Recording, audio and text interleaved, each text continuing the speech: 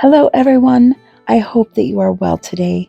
We're going to look at the Big World Small Me Tarot deck. This was a deck that I backed on Kickstarter.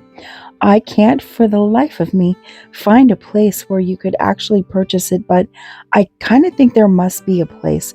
So this comes from a company, and I will put the link to their website in the description, but as far as I can tell, they're based out of Wyoming, but it's a Chinese company, so I don't know how that all works. It's a little sus, but their original deck is based off of an alien theme, and this deck is just so cute.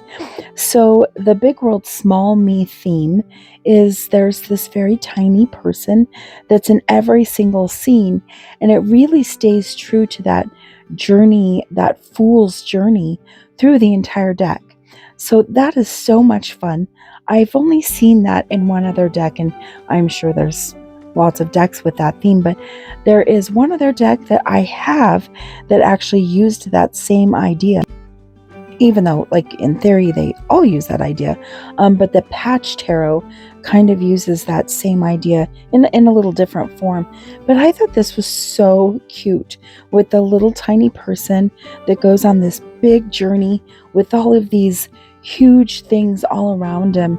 And it's just, the artwork is just whimsical and colorful, and the cardstock is really cool. It is, according to the website, a new technology that they used to make these cards, and they're very, very easy to shuffle, but they're coated with some kind of very thin, and you can see it's not really reflective at all. It's not really a linen finish.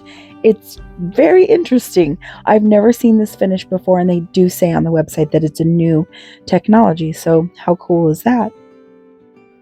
But in this deck, this tiny person goes on this journey, and it just follows all the way through.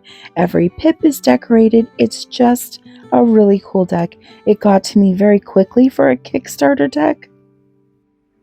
And I know backing a deck on Kickstarter is always risky, but it's so much fun to be a part of that process and to give your support to an artist that might not otherwise be able to produce their decks. I've only had one experience so far that didn't turn out so well, but it's a risk that I took, and I accept that risk because everything else that I've backed has turned out so incredibly awesome. Now, for me, I don't think I'm going to be doing a lot of readings with these, but you never know. If I need something very light, very whimsical, very young, I think this would be a really fun deck for a young person reading. I don't know if I would give it to a quote child, but definitely teenager-ish would be a great starter deck for a teenager.